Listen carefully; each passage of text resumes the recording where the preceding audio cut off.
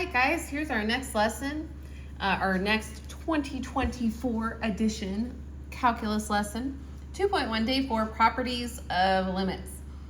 So we've got a lot of properties here, and I know that this list can look a little intimidating, but don't worry, a lot of this we know already. A lot of the product rule, sum rule, difference rule, all of that is just adding, subtracting, multiplying like we normally do. Same with the quotient rule, can't divide by 0. Just now we're applying it to limits, to the calculus, okay? So, properties of limits. So let's just go ahead and go straight to these examples, and then we'll come across these properties as we go. So example 1, it says, assume that the limit as x approaches 4 of f of x equals -1. So we know that the limit as x approaches 4 of f of x is going to be -1 no matter what. And the limit as x approaches 4 of g of x, a different function, is going to equal 3. They're both approaching a 4, but we have an f of x function and a g of x function, so the limit as x approaches 4 of f of x is -1. The limit as x approaches 4 of g of x is 3. Okay, so these are the given information that we have already, or what we're going to be working with. So it says, knowing this, find the limits below. So for letter A, it says the limit as x approaches 4 of f of x plus g of x. Well, when we add things in math, that is a sum. So that's the sum rule. The limit of the sum of two functions is the sum of their limits. So if I'm adding two functions and I'm trying to find their limits, all I have to do is find their limits and add them together. That's all. So we already know that the limit as x approaches 4 of f of x is -1. And the limit as x approaches 4 of g of x is a +3. So when I add -1 and 3 together, I get 2. So the limit of both of those functions added together is 2. Yes, it's that easy. Letter B. The limit as x approaches 4 of the quantity g of x minus f of x. When we are subtracting in math, that is utilizing the difference rule. We're trying to find a difference, we're subtracting. So when we are subtracting and trying to find their limits, the limit of the difference of two functions is the difference of their limits. So just like the adding one, we just find their limits and subtract them, and then we have what the limit is of the two functions being subtracted. So we know the limit of as x approaches 4 of g of x is 3. That's got to go first because it's listed first. Minus. Now the next one is the limit as x approaches 4 of f of x. Well, we know that that is a -1.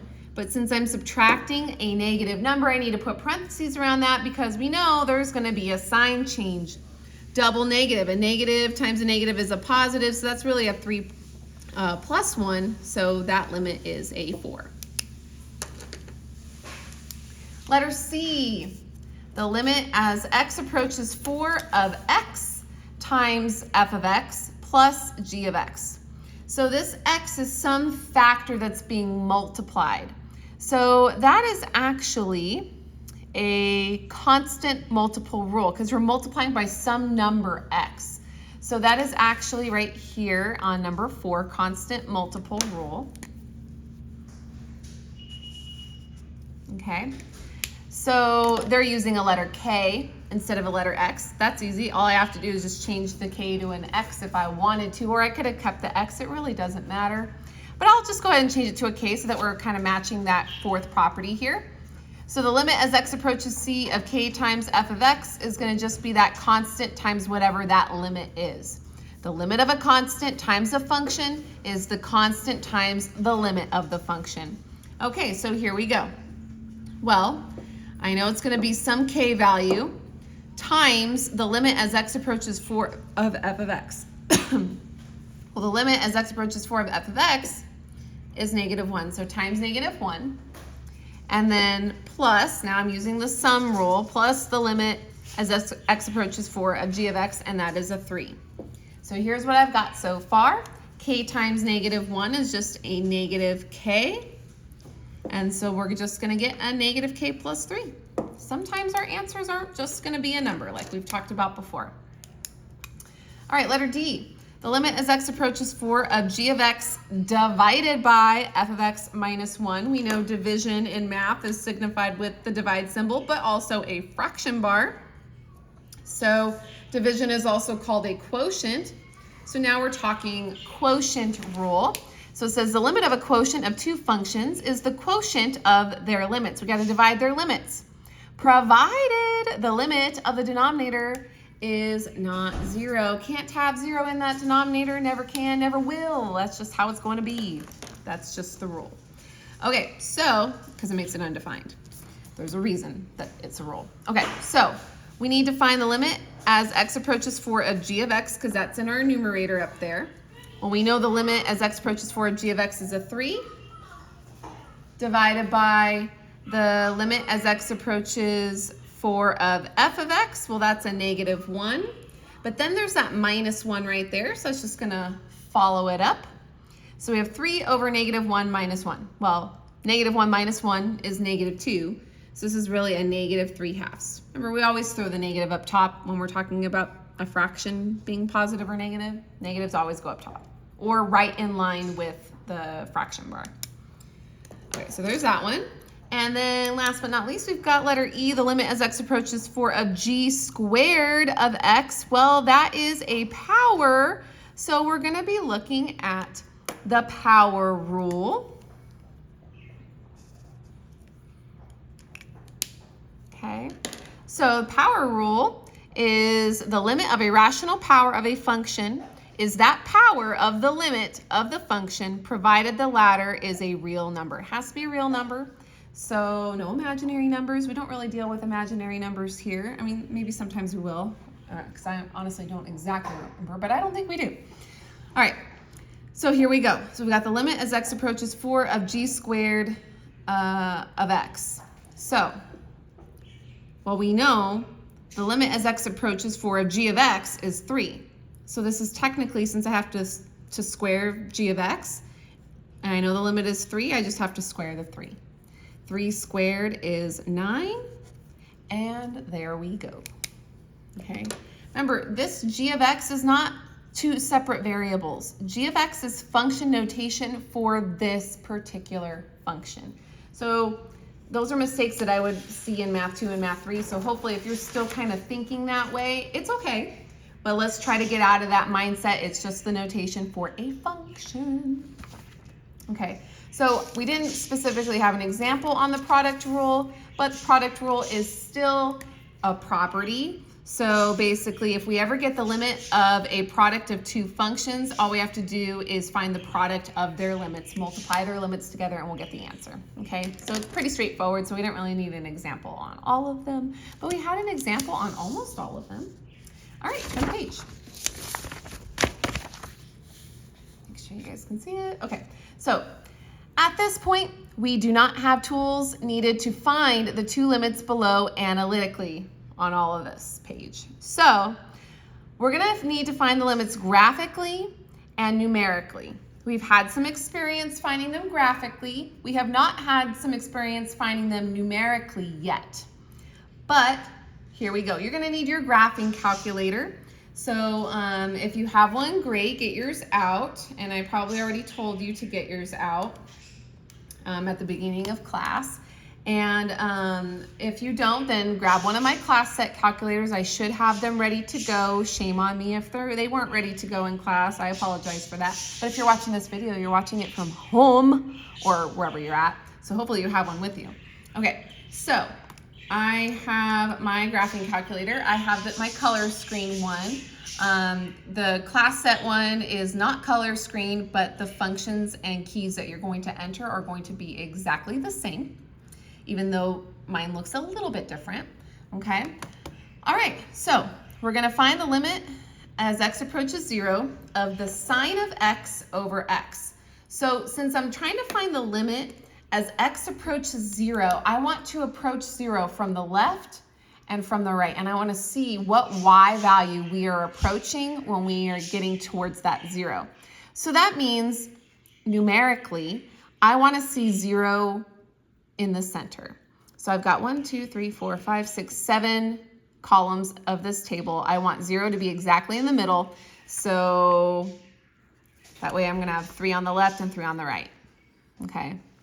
Okay, so I wanna pick numbers really, really small because I'm approaching 0 from the left and from the right. So I want really, really small numbers. Well, to the left of 0, they're negative. So I might have a super, super small number like negative 0.001. And then as I move away from 0, going more and more negative, these numbers are getting bigger negatively. So if it's getting bigger negatively, then I'm going to have negative 0.01. It's getting bigger because this is really small negatively. Now it's getting bigger negatively. And this one should get even bigger. So following that pattern, it would be now a negative 0.1. I want to follow the same thing on the other side of 0, going in the positive direction. So it would be positive 0.001, positive 0.01, and positive 0.1. Okay, here's where the calculator is going to come into play. So here's what we need. We're going to use our graphing calculator to figure out all of these values. You're probably thinking, oh no, I'm going to have to plug something in. I'm going to have to do some work by hand. Nope, you're using your calculator. Okay, so what I need you guys to do is hit the y equals button, and you're going to see all of this. This allows us to plot multiple functions. Because remember, an equation, a function is y equals some expression. We only need one function, and it's this one up here. We're finding the limit as x approaches 0 of sine of x over x. So the function that we're plugging in to our calculator is this, sine of x over x. Y equals sine of x over x. Now, sometimes you might need parentheses around things that you plug into this calculator. Here, I don't need parentheses around the sine of x because that's its own function right there. So I just need to hit sine x, okay? And then fraction bar math means division. So I'm hitting the divide button and I put a fraction bar there. Divided by x. Your x button is right here next to the alpha button on the right of the alpha button. And there it goes. And then I just need to hit, if I remember correctly, so you have to hit second, and then see how it says calc up here in blue? Because I hit the second button, it's gonna help us get those functions that are in that light blue. And then this menu comes up, and I want a value because I'm finding out all these y values for this table. So I wanna hit 1 for value, and I'm gonna watch it graph my graph. You know it's got to have sine in it, so you're going to see a bit of a sine wave on there, and you guys can see that there. But see at the bottom now it's blinking. It says x equals, and then the cursor is blinking. Well, now I want to start typing these in. So I need a negative 0.1, and it says the y value is 0.9983342. I'll only go out to the 3, the 0.9983. So 0.9983. And then to type in the next number, you don't have to do anything except type it in. So it's a negative 0.01. So negative 0.01, and you see it in there. And then hit enter. And you're going to get 0.9999. Now there's 4 nines and then the 83. So 0.9999 and then that 83. Okay, and now let's do negative 0.001, enter, and now it says 0.9999998. So now there's 6 nines and then the 8. So 0.9999998. And then watch what happens when I plug in 0. So 0, enter. It doesn't have anything for the y value. What that tells us is that at 0, it's undefined. But that shouldn't be a surprise, because if we were to substitute 0 into the denominator here, we have 0 in the denominator. That's a problem. We can't have that. So we knew that that was going to happen. So at 0, it's undefined. So that means one of two things. It's either a whole or it's an asymptote. So let's keep going. So now positive 0.001 is 0.9999998, the same that we just got. 6 nines and an 8. And then 0.01 is 0.999983. So the 4 9s and then the 83. And then the 0.1, we shouldn't be surprised. It's going to be what we got when we typed in negative 0.1. And that is 0.9983. Same that we put. Okay. So we know right here, as we are approaching 0, on the left of 0, the y value is getting to 0.9999998. On the right of 0, it's getting to 0.9999998.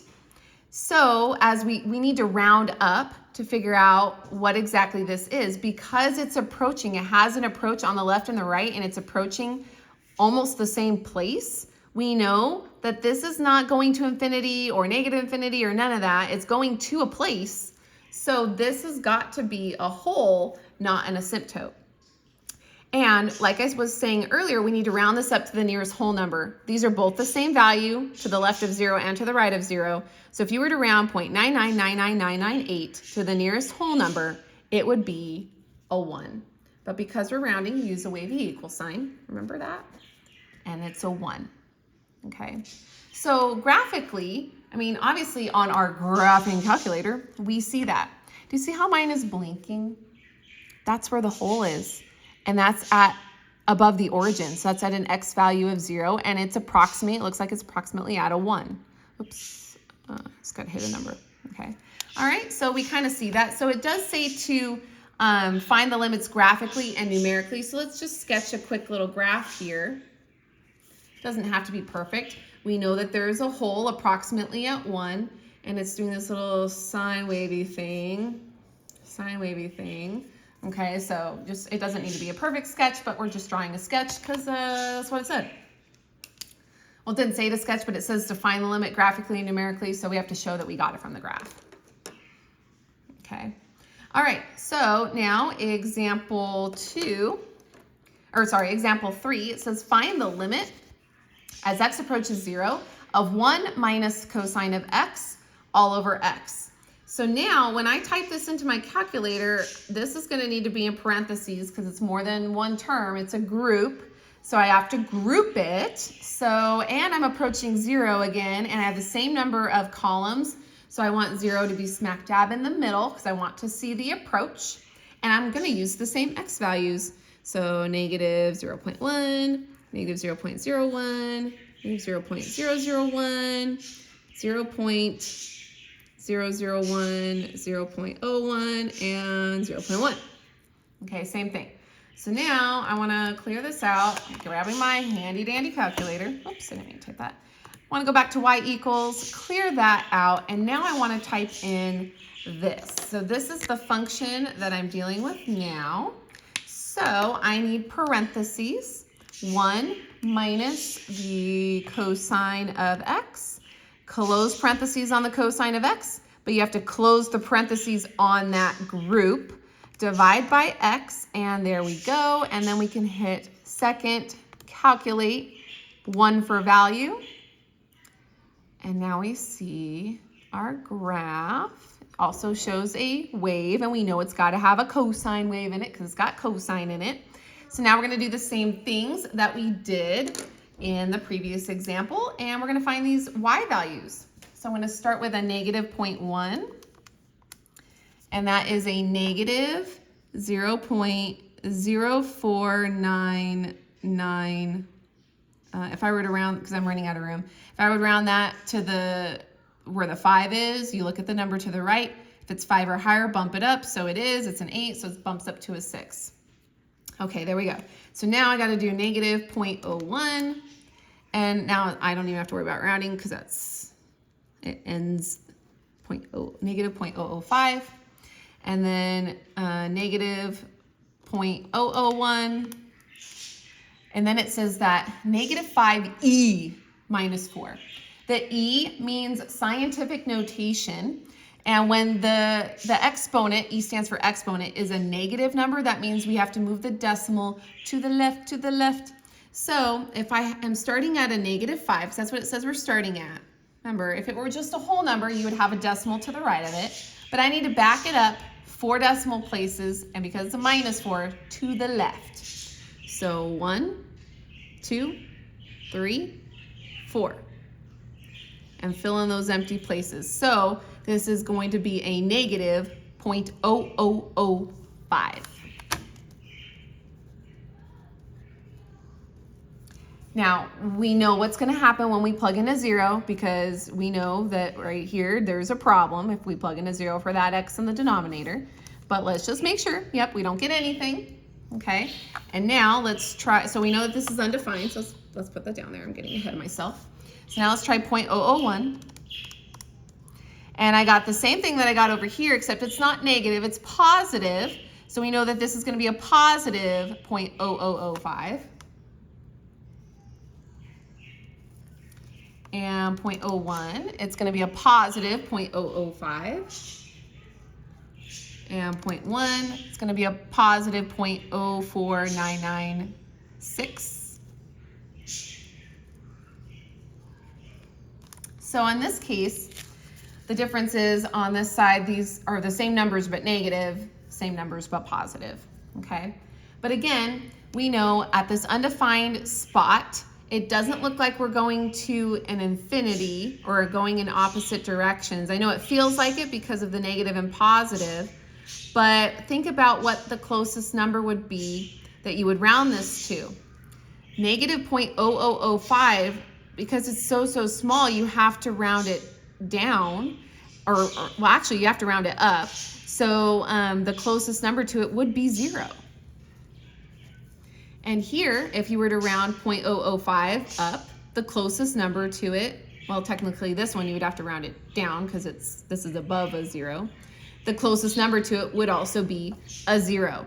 So because we are meeting up at the same spot approximately, it's approximately 0 when you round it, this is not an asymptote, this is a whole, okay, because of these approaches from the left and from the right. So the limit is 0. When we have x approaching 0 from 1 minus cosine of x over x. And just to draw a quick sketch of the graph, if we look at our graph, look at where my cursor is blinking. Doesn't it look like it's blinking? Oops.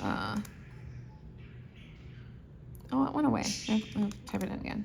Doesn't it look like it's blinking on the origin there? That would be at an x value of 0, right? And a y value of 0 because it's right at the origin. The limit is 0. Remember, the limit is the y value. So when we sketch our graph here, we know we have a hole here. We know we're going to have a little bit of a way doing some sort of thingy over here. And then it goes underneath and does some sort of little thingy over there. It doesn't need to be perfect, but there's our sketch. No biggie, okay? So that we can tell where we're getting it from on the graph. Okay, so for this next example, we're going to use what we just did on example 2 and example 3. It says find the limits below using the properties of limits and the results of example 2 and example 3. I might need a separate sheet of paper for this. I'm just going to get it ready. Let me grab my paper. Just because there's not a whole lot of room to work here, and I want to show all my steps, especially for letter B, because that one's a big one, okay? All right, so here we go. Let's start with letter A. We're finding the limit as x approaches 0 of tangent of x over x. Now, because in the instruction, it's saying that we're going to be using the properties of limits and the results of example 2 and example 3, that means I need to somehow make this look like one of these. So that means it's got to have a sine or a cosine in it. So we're going to need to recall some information about tangent. And you should recall that tangent has an identity. Oops, you guys can't see. There we go. The tangent of x is equal to sine of x over cosine of x. So we've got something about tangent that we can recall. Okay, so we're going to work with that. So what we're going to do is we are going to rewrite this in terms of sine and cosine. So we're going to replace tangent with sine over cosine. So I'm going to rewrite it with its identity, utilizing that identity for tangent. So the limit as x approaches 0 of, instead of tangent of x, I'm going to put sine of x over cosine of x, because that is what it is equivalent to, all over that little x down there in the denominator, okay? And right now, nothing cancels, but that's okay. We do know that we're gonna do the whole dividing fractions as easy as pie type thing, and the second fraction is that x, we could put it over 1 to make it a fraction. You can make anything a fraction by putting it over 1. So this is the second we're gonna flip to multiply. So that's gonna be the next step. And so here we go. So we have the limit as x approaches 0 of sine x over cosine of x. Flip the second and multiply, 1 over x. And once we get here, you're probably thinking, Mrs. Garcia, we did this and nothing is canceling. You're right, nothing's canceling. But remember, it did say we have to use the results of example 2 and example 3 to help us with this. So I notice I do have sine and cosine, but I've got nothing like a 1 minus cosine here. I just have a sine or a cosine. So example 3 isn't going to be it. Example 2, though, is a sine of x in the numerator and an x in the denominator. I do have a sine of x in the numerator and an x in the denominator. I do have that. So what I can do now is reorder this so that sine x over x is together. So I'm just gonna basically switch the x with the cosine because they're both in the denominator, they're both being multiplied together. Remember, with multiplication, order doesn't matter, so I can just switch the order of those two in the denominator. So that's gonna be my next step, is to reorder some things. I'm gonna do some rearranging. So I'm gonna have the limit as x approaches 0 of, I'm gonna put sine of x over x together times 1 over cosine of x. So I just did the whole switcheroo on those two because they're both in the denominator. Like I said, order doesn't matter when you're multiplying. And obviously we are multiplying there. There's a dot and everything. All right, so now we see this. If I were to just look at that, then isn't that exactly what I just did in example 2? So yeah, it is. And we know the answer to that. We know the limit as x approaches 0 of sine of x over x is a big fat 1. We just figured that out in example 2. So since we know that this is a 1, that means we can go ahead and plug in that 0 for the x in the cosine, because this is still part of the same limit. I can't exclude it. And it's times by it. So 1 over cosine of 0, well, remember from your unit circle, 0 is right on the right side of the graph right there. 0 degrees, 0 radians. That coordinate is 1, 0. So the cosine is 1, the sine is 0. So cosine of 0 is 1. So that's a 1 over 1. Well, that's just a 1. And we know 1 times 1 is 1. And there it is. There is our limit. Okay. Example B, I'm going to take it to a separate sheet of paper because I just don't have enough room to work here. So I'm just going to rewrite it real quick. This is letter B, and I need the limit as x approaches 0 of sine 4x over x. So I'm just going to take it to this piece of paper right here. Okay, let me lose my pens because they're kind of hidden. Okay, so here we go. Now on this one, I've got a sine in there, yes, but I have a sine of 4x. And back at the end of Math 3 last year, second semester, when we were in the trig unit, we learned about a double angle identity. That was this one, sine of 2 theta equals 2 times the sine theta cosine theta. And a lot of the time when we use this identity, we did reference triangles using Pythagorean theorem, all those things to find what sine and cosine were so we can multiply them together. We're not going to be doing that here, but we are going to be using this identity because sine of 4x, so x is technically our theta, is similar to this. It's a 4 instead of a 2. So here's what we can do to rewrite that to make it look like this. Okay, so I'm just gonna take this down here. So I've got, like I said, I wanted a lot more space so I don't confuse myself with all these steps, because this one's not an easy one, no lie. I'm not gonna sugarcoat anything, okay? So we've got the limit as x approaches 0 of, so instead of sine of 4x, I want it to look like the double angle, so I'm just gonna separate that 4. So it's gonna be sine of 2 times 2x, because 2 times 2x is 4x, guys. So I am allowed to do that. They're equivalent, okay? So I've got this now. So now when I have it set up like this, I see the 2, there's my 2, and so that my theta must be this 2x part. So that's technically like our theta. So I can rewrite this now using that double angle identity. So now I'll go this way because I like to go from left to right here. So the limit as x approaches 0 of, so now when I use the double angle identity, there's a 2 out front, okay? And it's gonna be 2 times the sine of, well, this is my theta. So instead of theta, it's gonna be a 2x times cosine of 2x, because remember, the theta is the 2x part, okay? All right, and this is all over x. I know that can be a little bit confusing, okay? So if you need to rewatch that, rewind and rewatch it.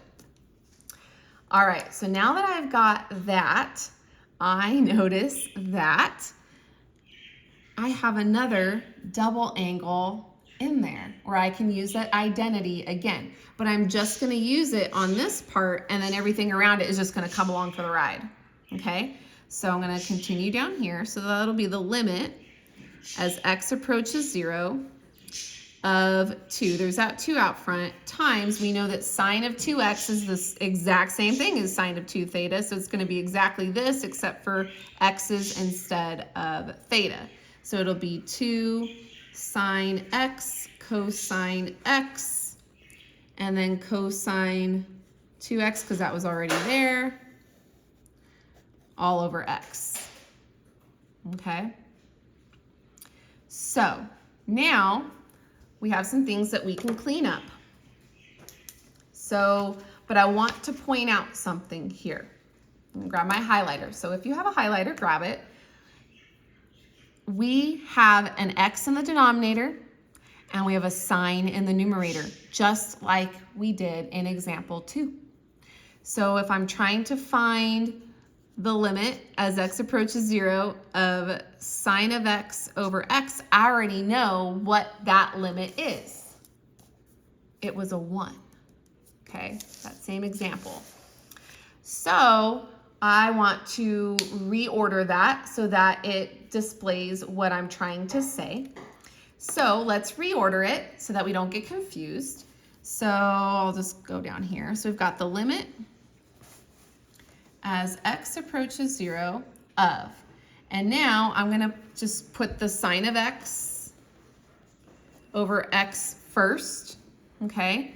So I can group them. Remember, all these things are being multiplied together, so order of multiplication doesn't matter, okay? Now, let's go ahead and multiply this. 2 times 2 is a 4, so let's put times 4, and then we have this cosine of x and this cosine of 2x, okay? And I already used this x in the denominator here, so technically this doesn't have a denominator other than a 1. Don't really need to put that. It's okay, okay?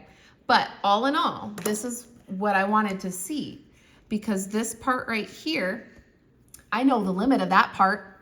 The limit as x approaches 0 of sine of x over x is a big fat 1, okay? So I know that this part is 1, which means now I could plug in the 0 for these x's right here. So this is going to be 1 times 4 cosine of 0. Oh, sorry, you guys can't see.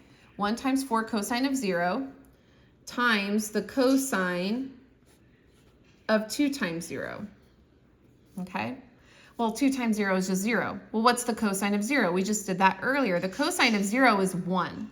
So this is really 1 times 4 times 1 times 1. Well, we all know that 1 times 4 times 1 times 1 is just a big fat 4. Yeah, there was no way I was going to fit all that work in that little tiny space on that piece of paper. So hopefully you guys followed suit on that. All right. But since I did not use that middle space for example 4, now I have room to do example C. Okay, so don't lose that paper. Maybe staple it or keep it with these notes so you don't lose it, because you're gonna want that example. That was not an easy example, and we like it when we get hard examples in our homework, because then it prepares us that much more for what's coming, okay, because we have that in our notes. All right, so we did letter B, separate paper. So if you need to remind yourselves, put separate paper, and don't lose that separate paper. Letter C, the limit as x approaches 0 of secant theta minus 1 over theta times secant theta. Well, secant is not sine or cosine, but secant is related to cosine. It is the reciprocal of cosine. So what we can do is we can rewrite this in terms of cosine, okay?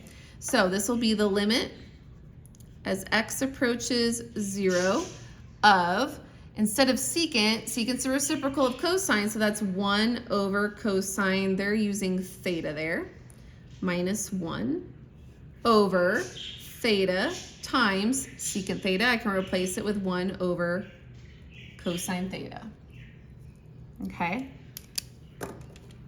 All right. So now I'm going to need to get a common denominator. I've got to use one of those techniques, the common denominator technique. So I'm going to rewrite this again. I'm going to put CD so that we know we're looking for a common denominator now. So over here, the common denominator is going to have to be cosine. This one does not have it, so you have to multiply top and bottom by cosine. I don't have a ton of room, so I'm just going to put cosine. I'll forget the theta, but you know that it's there. All right, so this will be the limit as x approaches 0 of, now because I got that common denominator, we know that the common denominator is cosine theta.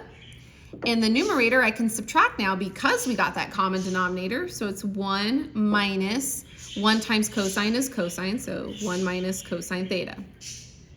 Okay, and then all over in the real denominator, well, I mean, they're both real, but in the bottom denominator, theta times 1 over cosine is just theta over cosine. Okay, so it looks a little scary right now, but, isn't it starting to look like that? Okay, so we're gonna be using example 3 on that one. All right, we almost got it. We gotta do the whole dividing fractions as easy as pie situation. Okay, so we're gonna have the limit as x approaches 0, so you guys can see it, of, we've got 1 minus cosine theta over cosine theta times, we got to flip that second fraction, so it's cosine theta over theta. And guess what?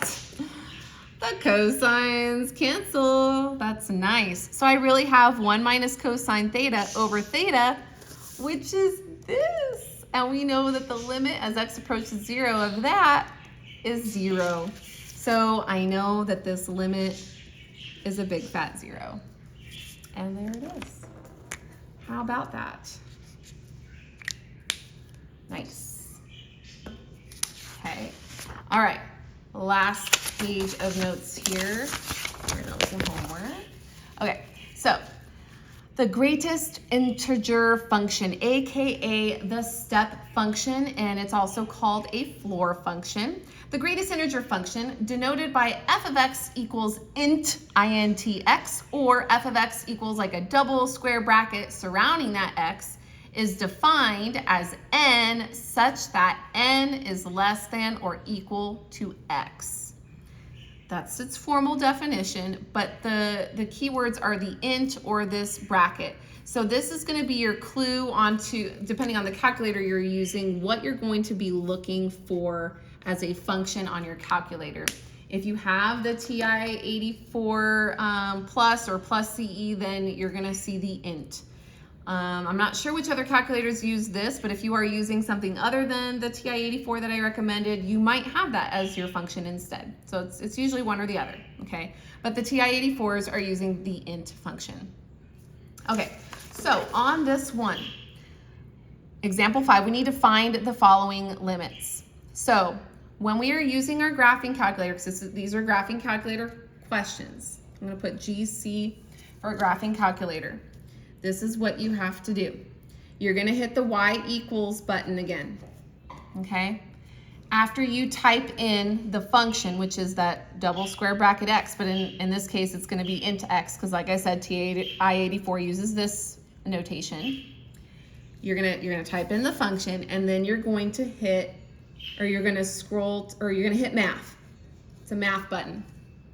After you hit the math button, you have to scroll to where it says num, and then you're going to select number 5. And that's going to be where you get to the int expression, okay? So here we go. I might have explained that a little bit weird, but sometimes you just need to see it. So let me clear this out. Clear, clear, clear, clear, clear, clear. I hit the y equals button, okay? So, oh, this is how we type it in. So I'm trying to type in this function x. I think I explained it a little bit differently earlier, but anyways, I hit the y equals. Now I have to hit math. The math button is right underneath the alpha, the green alpha button.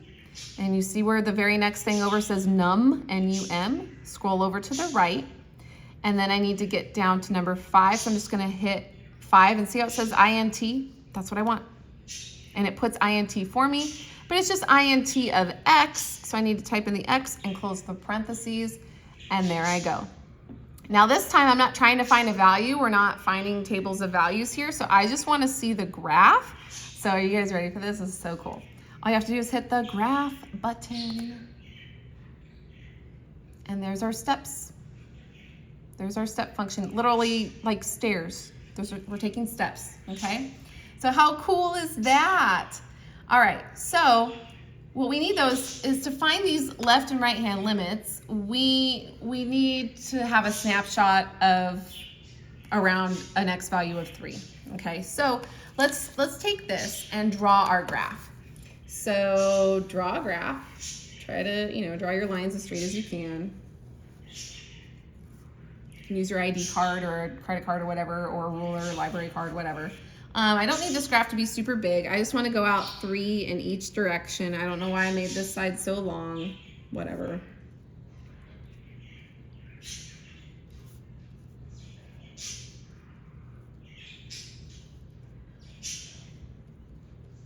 My pug is snoring, so you might hear that softly in the background. Okay, so if we look at this, let me bring this closer to you guys. Oh, it's hard to focus. But if you notice, one of the steps is from 0 to 1. Am I still recording? Yeah, it's still recording. Just checking. Okay, so I know that I'm going from 0 to 1, but this is how it behaves, and this is what you're not seeing on this graph because it's kind of zoomed out. So let me show you. From 0, there's a bar, to 1. But at 0, it's a closed point. At 1, it's an open point. And this is how all step functions behave. And then at the next step, going up, it's going to be closed and then open. And then closed and then open. And then closed, and then I didn't bring my graph out further, but it would be and then open. And then it follows that same pattern going down the other direction. So going a step down, that should be open and then closed. Open and then closed. Open and then closed. There's our step function. Now you're probably wondering, well, why am I drawing that if I have it graphed? Well, we graphed it so that we could draw it, and now we're going to use it. Okay, so now let's answer these questions. The limit as x approaches 3 from the left. So as we're approaching 3 from the left, we're arriving about here, and that is a y value of 2. So that's the limit. As we are approaching from the right, of 3. So 3, but this time from the right, so we have to be coming from up here. As we're going from the right, approaching of 3, the limit's not at the same place. It's at a y value of 3. Okay, so if we find the limit as x approaches 3, that's from the left and the right. Well, from the left, it's at a 2. From the right, it's at a 3. We're not at the same place at the same time. They don't agree. So, D and E. But we have to always explain why. So we have to explain, speaking calculus, remember? So it's the limit as x approaches 3 from the left of that double square bracket x does not equal the limit as x approaches 3 from the right of the double square bracket x. Okay, so that's part of the answer also. We have to back up why it's D and E. So it's not just D and E anymore, guys. You got to back it up. You got to back it up. Okay, so next example. It says the example above is important because direct substitution will yield an answer, but the answer will be incorrect. The examples below are similar. When there's that step, it's not a non-continuous function. It's not continuous because we're jumping to the next step, to the next step. So when we have a piecewise function like this, we're not always going to be able to tell what the limit is unless we look at the graph. Okay, so example 6, let f of x equal 2 pieces, 3 minus x, but when x is less than 2, and x over 2 plus 1, but when x is greater than 2. Well, I want to point out, numbers that are less than 2 are to the left of 2.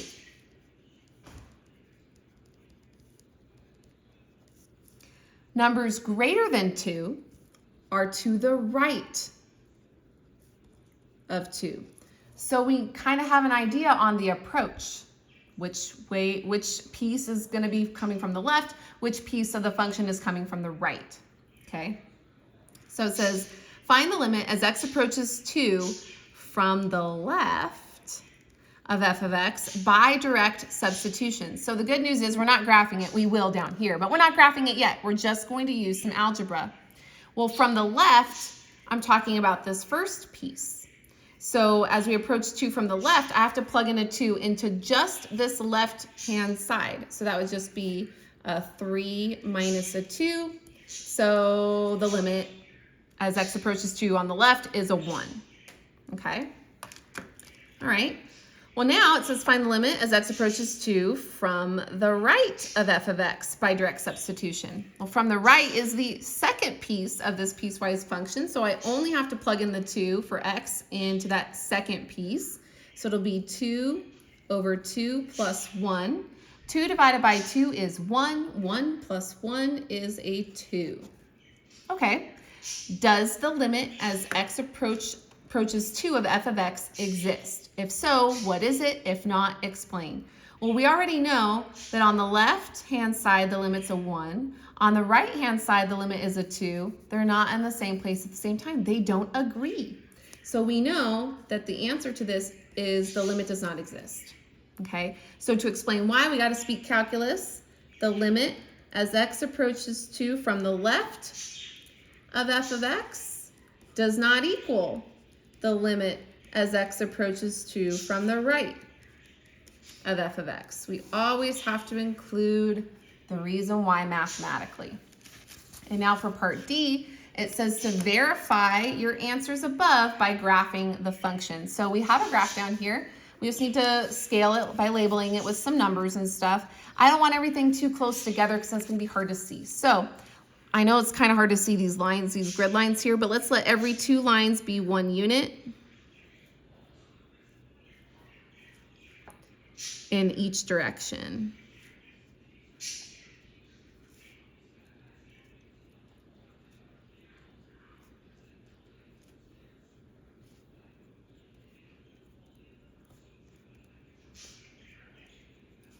Okay. All right, so let's do this. So if we graph this, let's start with the left-hand side. So left of 2. Well, we got to start at a 2, but because it does not have the or equal to bar, it's an open point. We already know 3 minus 2 is 1. So when x is 2, the y is 1. So 2, 1, open point. okay? Now numbers to the left of 2 means we're getting smaller and smaller. So the next one smaller would be 1. So 3 minus 1 is 2. So x was 1, y was 2. And then 0 would be the next smallest one. 3 minus 0 is 3. So 0, 3. Okay, so this was linear, so we know it's going to be a line going in that direction, going towards the negative side of the x.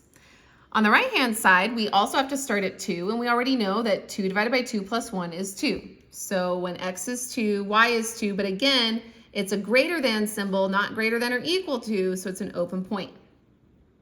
Now we have to go with numbers to the right of 2, so bigger than 2, greater than 2. So the next one would be a 3, but I don't want to divide 3 by 2 because 2 doesn't go into 3 evenly. So I want to try a 4. 4 divided by 2 is 2. 2 plus 1 is a 3. So when I plug in a 4, the answer is a 3. This is also a line, y equals mx plus b, so I know it's linear. So it looks like that. So now when we're trying to find the limit as x approaches 2 from the left and from the right, we really do see on the graph that there's not an agreement here. There's 2 different places at the same time. So because of this, we know D and E is correct. Check. And that's it. Have a good one, you guys.